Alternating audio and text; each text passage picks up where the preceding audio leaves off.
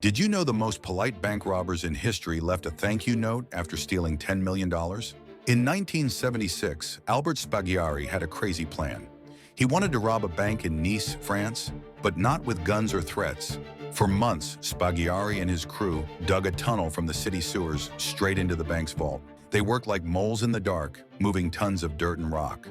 When they finally broke through, they found 400 safety deposit boxes filled with cash, gold, and jewels. They spent the entire weekend emptying box after box. But here's the wild part. They left behind a note that said, "Without weapons, without violence, without hate," like they were thanking the bank for the visit. Police eventually caught Spaghiari, but during his court hearing, he did something incredible. He jumped right out of the courthouse window and escaped. He was never seen again. $10 million richer and free as a bird. Sometimes being polite really does pay off.